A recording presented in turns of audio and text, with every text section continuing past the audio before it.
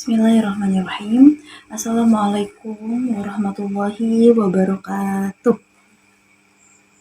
Alhamdulillahirabbil alamin wa bihi nasta'in ala umuri dunya waddin. Wassalatu wassalamu ala asyrafil anbiya'i wal mursalin sayyidina Muhammadin wa ala alihi wa sahbihi ajma'in, amma ba'd.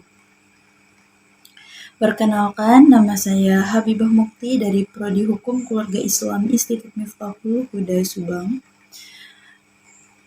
Pada video kali ini saya akan membahas tentang aplikasi nilai fikih ibadah dalam hukum keluarga, yang dimana salah satu tugas ulangan tengah semester mata kuliah fikih ibadah dosen pengampu Bapak Dr. Ibnu MHI.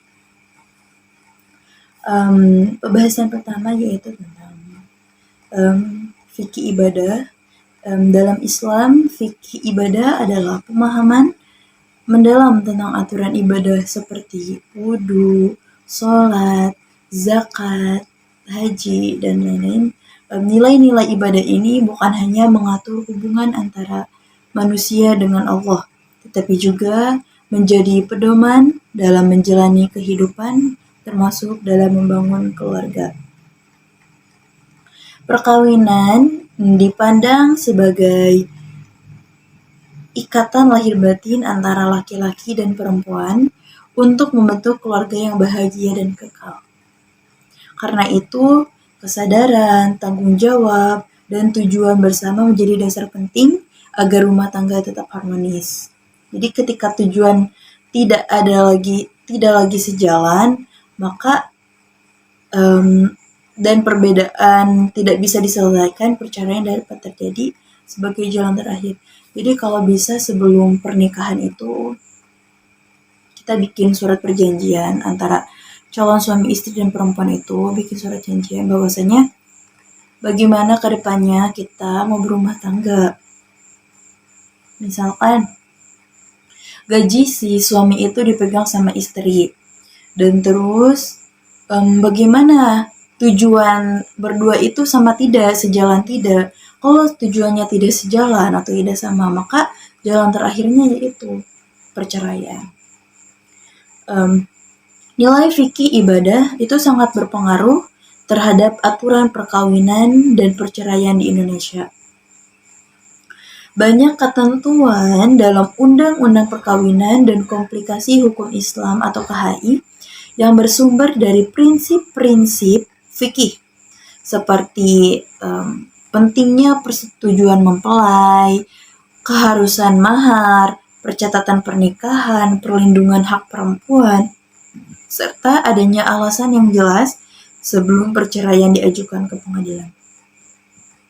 Jadi ada pula prinsip-prinsip fikih itu yang dimana kayak dari dua mempelai tersebut, jika di antara dua mempelai tersebut tidak ada persetujuan untuk menikah, berarti tidak bisa menikah karena harus ada persetujuan dari keluarga pihak laki-lakinya dan keluarga pihak perempuannya. Terus keharusan mahar, jadi ada di dalam fikih itu mahar itu harus seberapa, baiknya harus berapa gitu. Jadi fikih itu tidak hanya tentang tata cara sholat, tata cara haji, zakat, tapi ada pula tentang perkawinan dan perceraian di dalamnya. Nah, dalam perceraian, fikih juga mengajarkan bahwa talak adalah perbuatan yang dibolehkan namun paling dibenci oleh Allah Subhanahu wa Ta'ala. Karena apa? Ketika kita masih ada solusi atau jalan yang benar, sebaiknya perceraian itu dihilangkan. Karena perceraian itu salah satu perbuatan yang dibenci oleh Allah Subhanahu wa Ta'ala.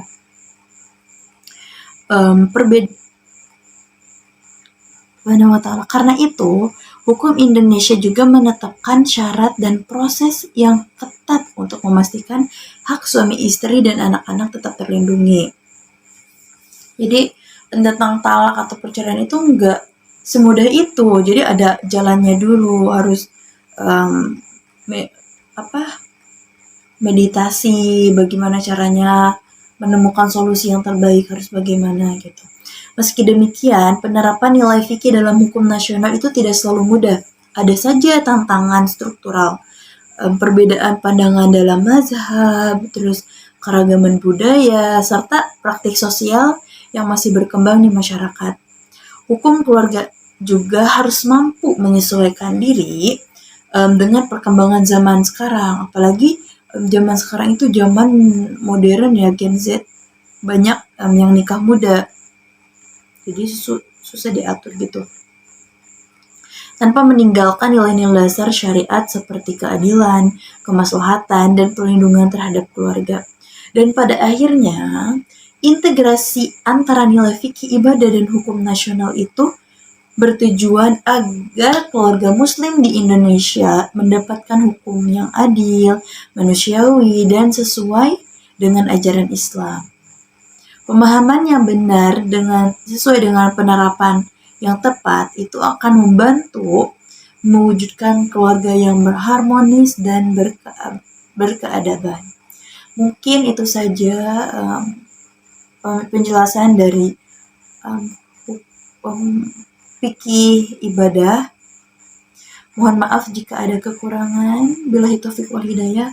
Wassalamualaikum warahmatullahi wabarakatuh.